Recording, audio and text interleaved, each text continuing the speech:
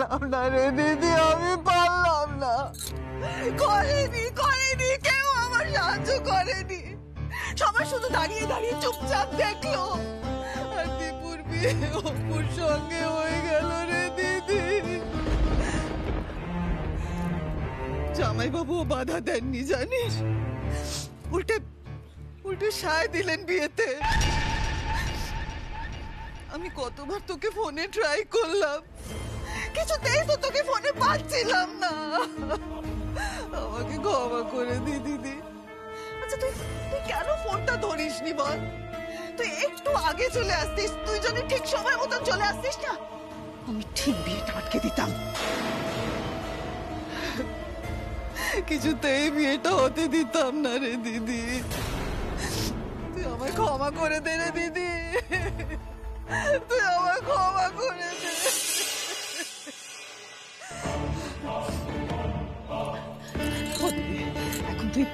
এখন তুই চলে এসেছিস, তুই স্পষ্ট করে সবাইকে জানিয়ে দে যে এই বিয়ে তুই মানবি না। চল চল চল চল রে, দীপুকে নিয়ে আমরা বাড়ি ফিরে যাই। তুই সবাইকে বলে দে ওই অপুর চালাকি তুই ধরে ফেলেছিস, আর ওই অপুকে তুই কিছুতেই বাড়ির ছোট বউ হিসেবে মেনে নিবি না। বলে দে দিদি, বলে দে। চুপ করে আছিস কেন, কথা বল।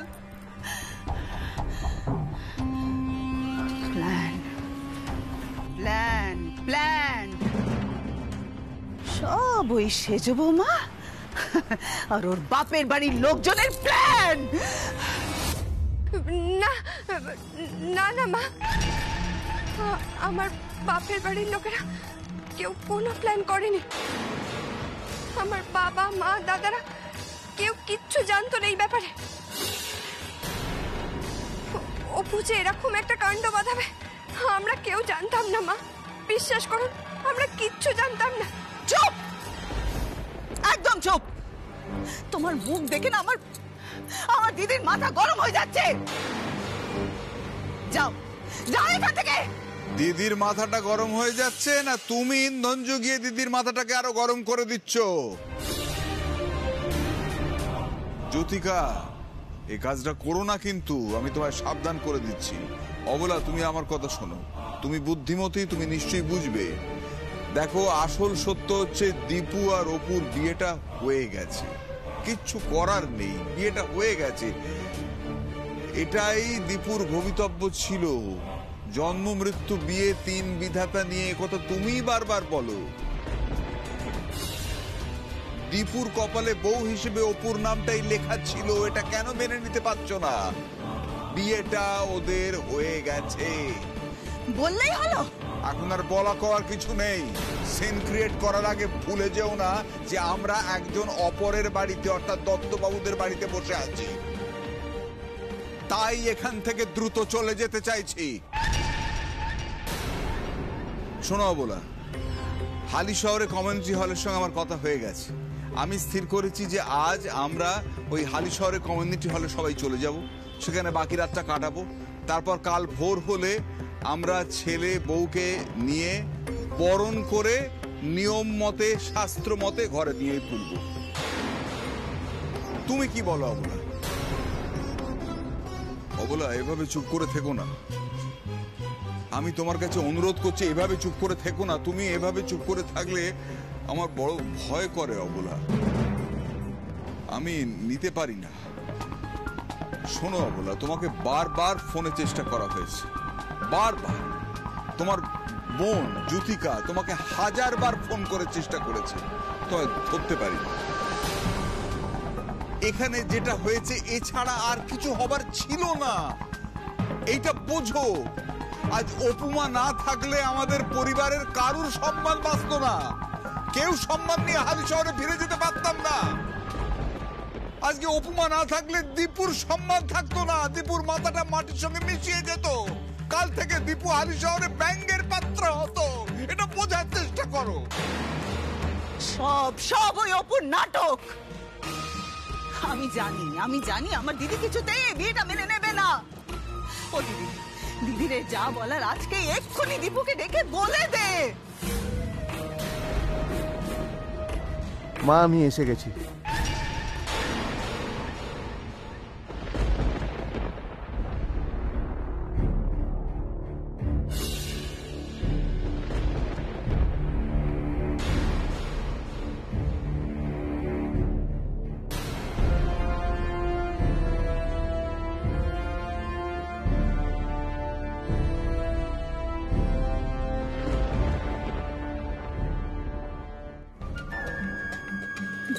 দেখ দীপু আর ওই মেয়েটা এসেছে। তুই কিন্তু একেবারে গলে যাস না, বুঝেছিস?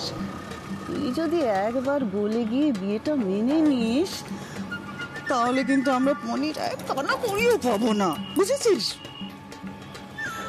মা, তুমি বলো আমাকে কি বলবে? কি আর বলবে? তোর মায়ের যা বলার আমাকে ইতিমধ্যে বলে দিয়েছে। ওই মেয়েটাকে বাড়ির বউ হিসেবে কিছুতেই তোর মা মেনে নেবে না, কিছুতেই না। জ্যোতিকা, তুমি নিজের মনের কথাগুলো দিদির মুখে বসিয়ে দিচ্ছ কেন? দিদি আমাকে নিজে বলেছে। মা, তুমি কথা বলো মা, তুমি বলো। আরে বললাম তো, তোর মা আমাকে বলেছে এই মেয়েকে না নিয়ে গিয়ে আমরা যেন এক্ষুনি বাড়ি ফিরে যাই। আর দীপুর সঙ্গে অপুর যে শাস্ত্র মতে বিয়ে হলো তার বেলা, অপুর স্মৃতিতে দীপুর দেয়া সিঁদুর যে জল জল করছে তার বেলা, তুলে দিক, মুছে ফেলুক। জ্যোতিকা, ওনাকে কেন বকছেন? উনি বললে কি আমি আমার স্মৃতির সিঁদুর তুলে ফেলবো নাকি? কখনো না। দীপু বাবুর কথাতেও না।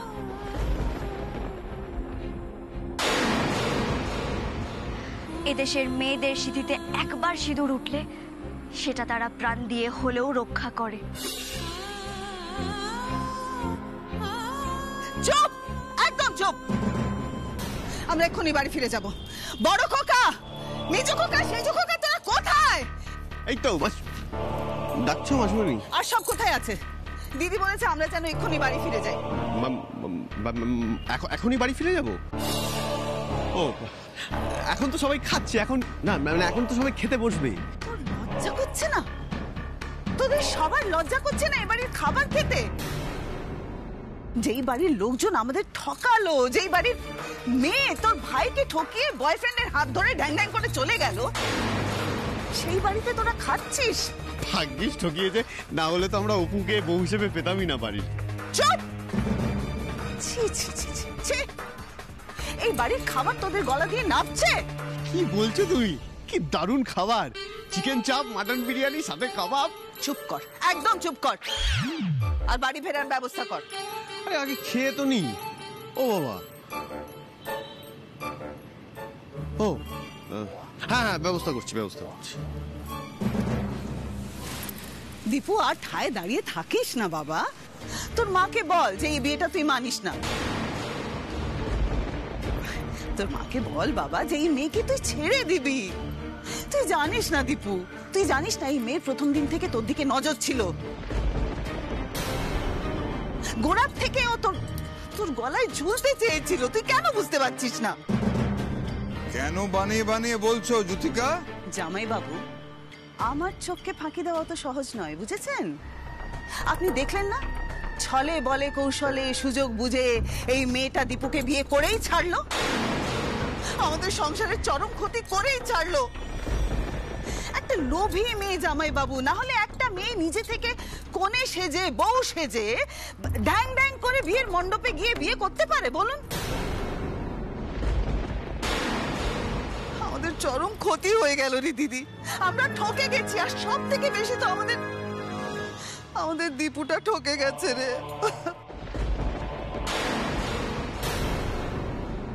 আমি মেনে নিচ্ছি ছাদনা তলায় অপু নিজে বউ সেজে চলে এসেছিল, কিন্তু এই বিয়েটাতে দীপু বাবু কোনোদিনও ঠকবেন না।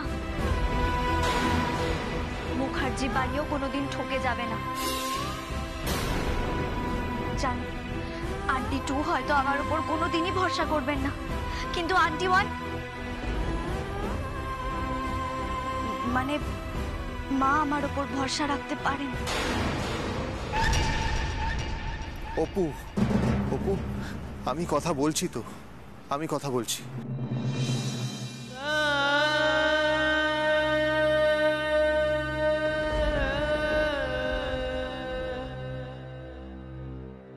মা, তুমি আমার সাথে কথা বলবে না? দেখো না আমার দিকে। মা, তাকাও না একবার আমার দিকে। ও মা, তুমি কথা বলবে না? ও মা, অত এত দূর থেকে তুমি একা একা চলে এসেছো, আসার পর তো একবারও কথা বললে না কেন মা? কথা বলো না, কথা বলো না মা, প্লিজ। দীপুরে, তুই আজ যা করেছিস, তোর কি মনে হয় দিদি কোনোদিন তোর সঙ্গে কথা বলবে? আমার তো মনে হয় যতদিন না তুই এই মেয়েটাকে ছাড়বি, দিদি আর কোনোদিন তোর সঙ্গে কথা বলবে না। জ্যোতিকা, কেন মা ছেলের মধ্যে কথা বলছো তুমি? ও মা, মা গো, আমার সাথে কথা বলো না। তুমি আমাকে মারো, বকো, শাস্তি দাও, কিন্তু কিন্তু আমার সাথে একবার কথা বলো মা, একবার কথা বলো। আমি আইনও নই, আদালতও নই যে কাউকে শাস্তি দেবো। মা, মা তুমি আমার কাছে আইন, আদালত, ভগবান, ঈশ্বর সবকিছু। তুমি আমার সবকিছু মা। মা, তোমাকে ফোনে অনেকবার ট্রাই করেছিলাম, কিন্তু ফোনে পাওয়া যায়নি মা। অবলা মনে হয় নিজের ফোনটা বাড়িতেই ফেলে রেখে এসেছিল। হ্যাঁ, তাই হবে মা। মা, এখানে একটা এমন পরিস্থিতি তৈরি হয়েছিল না, তখন যদি অপু এগিয়ে না আসতো তাহলে আমাদের মান সম্মান সমস্ত কিছু ধুলোয় মিশে যেত মা। হালি শহরে খালি হাতে ফিরতে হতো, লোকে ছিছি করতো মা।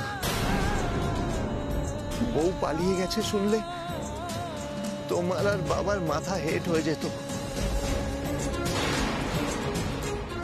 এদিকে লগ্নও বয়ে যাচ্ছিল। আমি কি করতাম মা? তুমি বলো, আমি কি করতাম?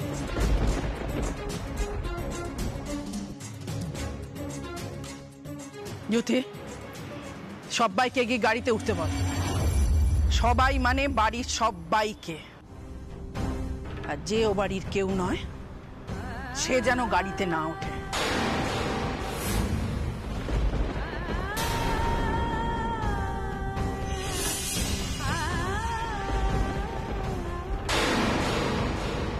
মোনালিসা দত্তর সঙ্গে যখন আমার ছেলের বিয়েই হয়নি, তখন আমার ছেলের খালি হাতে বউ না নিয়ে হালি শহরের ঘরে গিয়ে ঢুকবে।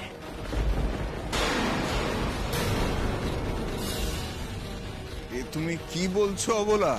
একদম ঠিক কথা বলছি, একদম ঠিক কথা। আমি যা বলছি সব ঠিক কথা বলছি। আমি অবলা মুখার্জি, আমি মনে করি আমার ছেলের বিয়েই হয়নি।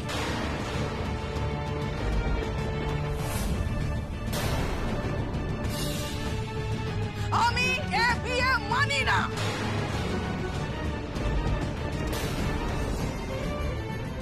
আর এটাই আমার শেষ কথা।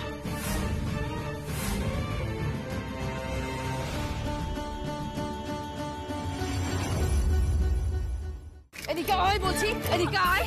আজকে আমি তোর একদিন কি আমার একদিন দেখে ছাড়বো। সব সত্যি কথা বের করবো আজকে আমি। অপুর তালে তাল মেলানো হচ্ছে, তাই না? বিশ্বাস করো মেজবৌদি, আমি সত্যি বলছি, আমি কিচ্ছু জানি না। কিচ্ছু জানি না? খালি মিথ্যে কথা। যত নষ্টের মূল হচ্ছিস তুই, যত নষ্টের মূল তুই। কেন? তুই তো এসে বললি যে কোনেকে নাকি খুঁজে পাওয়া গেছে, সে নাকি ঘরের এক কোনায় মুখ গোমড়া করে মন খারাপ করে বসেছিল। তখন তো আর তার মুখে পান পাতা ছিল না, তখন নিশ্চয়ই দেখেছিলি ওটা অপু। তখন কেন সত্যিটা বললি না? কেন বললি না তুই সত্যিটা? বল, কেন বললি না? আমাদের বিরুদ্ধে ষড়যন্ত্র করা হচ্ছে, তাই না? অপু যা শিখিয়ে দিচ্ছে তুই তাই বলছিস। যুবতী, কি হয়েছে গো? কি আবার হবে? এই বেঈমান মেয়েটাকে আমি আজকে উচিত শিক্ষা দেব। আমাদেরই খাচ্ছে, আমাদেরই পড়ছে, আবার আমাদেরই পরিবারের বিরুদ্ধে ষড়যন্ত্র করছে। এতে আর ওর দোষ কি? ও তো যা যা করেছে সব ওই অপুর খপ্পরে পড়ে করেছে। খপ্পরে পড়ে করেছে, তাই না? পড়াচ্ছি ওকে খপ্পরে। এখানে মা এসেছে না, মাকে যখন আমি সমস্ত কথা বলবো তখন দেখি ওর চাকরিটা কি করে থাকে। এই আয়, আয় বলছি, আয়। মেজবৌদি, দয়া করো, দয়া করে কর্তামাকে কিছু বলো না। কর্তামা যদি জানতে পারে সত্যি আমার চাকরিটা থাকবে না, আর আমার চাকরিটা যদি চলে যায় তাহলে তোমার সংসারটা ভেসে যাবে গো।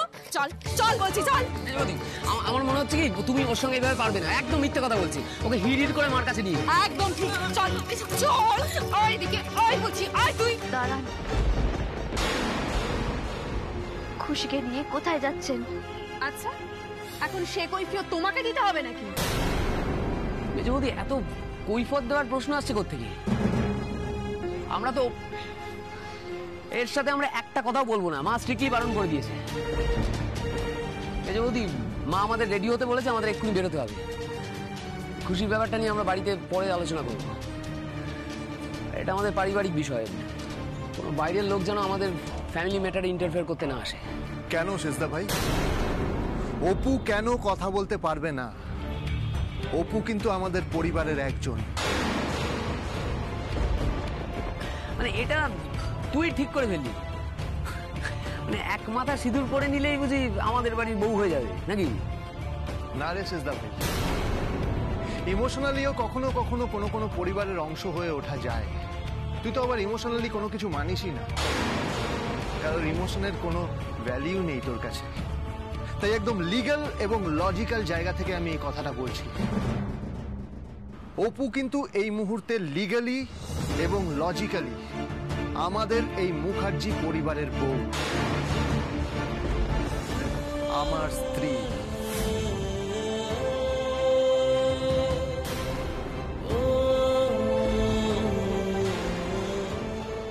আর মাও কি তোর মতোই এই মেয়েকে লিগালি লজিক্যালি আমাদের বাড়ির বউ হিসেবে মেনে নিয়েছে? মা কখনো অপুকে বউ হিসেবে মেনে নেবে না, আর ওর সঙ্গে ওর এই চেলা খুশিকে বাড়ি থেকে বের করে দেবে। এসব কি বলছো কি তুমি মেজ বৌদি? আর কি ভাষায় কথা বলছো? কি করেছে খুশি? কি আবার করবে? অপুকে সাহায্য করেছে। ও যা করেছে সেটা পরিবারের ভালোর জন্য করেছে, আমার কথা শুনে করেছে। এতে কিন্তু খুশির কোনো দোষ নেই। ওকে শুধু শুধু বকাঝকা করবেন না। ও অপু দিদি, ও ছোট বাবু, মেজো বৌদি আমার বাড়ি থেকে তাড়িয়ে দেবে বলছে। কিছুতেই না, বিনা দোষে আমি তোমার কাজ চলে যেতে দেব না। আচ্ছা কি করবে তুমি তাহলে? কি করবে? শোনো অপু, একটা কথা আমি পরিষ্কার বলে দিচ্ছি, আমাদের বাড়ির কাজের লোকের সাথে আমরা কি ব্যবহার করব তার মাঝে তুমি কোনো কথা বলবে না। কেন বুঝতে পারছেন না? কেন বুঝতে পারছেন না? খুশি শুধুমাত্র এই পরিবারের কাজের লোক নয়, ও নিজেকে এই পরিবারের একজন সদস্য বলে মনে করে। ও আপনাদের ভালোবাসে। ভালোবাসার নিকুচি করেছে। আর আমি একটা কথা বুঝতেই পারছি না, মানে তুমি এত বড় বড় ডায়লগ দিচ্ছ কেন? তুমি নিজেই তো এখন আমাদের বাড়িতে থাকবার কোনো পারমিশন পাবো। তোমাকেই দেখো তোমার বাপের বাড়িতে ফিরে যেতে হয় কিনা।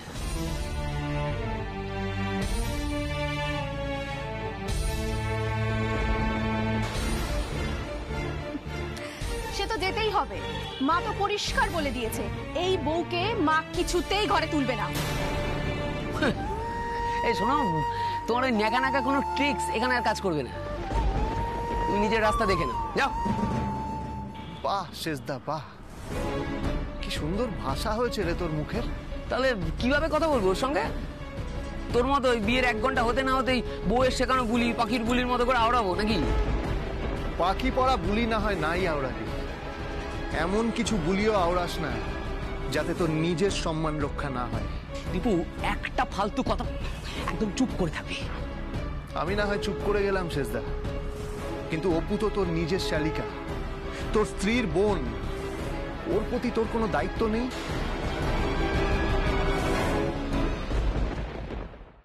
এর প্রতি আমার কোনো দায়িত্ব নেই। আর শুধু এর প্রতি কেন, এর ওই ন্যাকা ন্যাকা মুখ করে থাকা, গোবেচারা মুখ করে থাকা দিদির প্রতিও আমার কোনো দায়িত্ব নেই। জামাই বাবু? এই কোনো জামাই বাবু টামাই বাবু নয়, ওদের দু বোনের শুরু থেকে একটাই উদ্দেশ্য, সেটা খুব খারাপ। দীপু, আমি এখনো দাদা হিসেবে তোকে বলছি, এখনো সময় আছে, এর পাল্লায় পড়িস না। এর পাল্লায় পড়ে আমাদের বাড়িতে যদি ওকে ঢোকাস, তাহলে আমি এতক্ষণ চাচা বলেছি না, সব ও একেবারে হাড়ে হাড়ে টের পাইয়ে দেবে। অনেক রাত হয়েছে, আমরা সবাই টায়ার্ড, এসব আর একদম ভালো লাগছে না। তার থেকে বরঞ্চ ভাবো সোনারগঞ্জে অপুকে কিভাবে ফেরত দিয়ে আসবে। এত ভাবাভাবির কি আছে বুঝতে পারছি না। আমরা হালি শহরে যখন যাব, ওকে স্টেশনে নামিয়ে দেবো, ও রাতটা কোনোভাবে স্টেশনে থাকবে, তারপর ভোর ভোর ফার্স্ট ট্রেন ধরে বাড়ি চলে যাবে, ব্যাস মিটে গেল। না না, এমন কথা আপনি বলবেন না। সারাটা রাত একা একা এইভাবে আমার বোনটা স্টেশনে কি করে থাকবে আপনি বলুন না।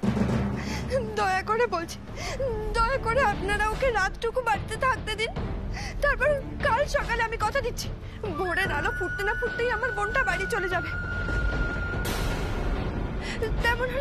তেমন হলে আমি নিজে গিয়ে অপুকে বাড়ি পৌঁছে দেব। না দিদি ভাই, তুই আমার হয়ে কাউকে কোনো কথা দিস না, কারণ আমি আর সোনারগঞ্জে ফিরে যাব না। টিপু বাবুর বাড়ি এখন আমার বাড়ি, টিপু বাবুকে ছেড়ে আমি কোথাও যাব না।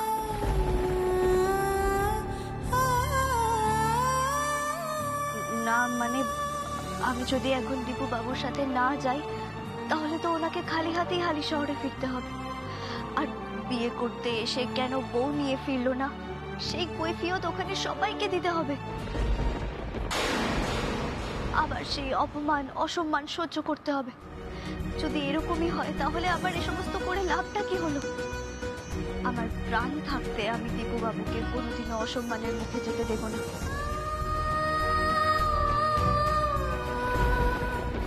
এ কথা আমি আগেও অনেকবার বলেছি, এখন আবার বললাম।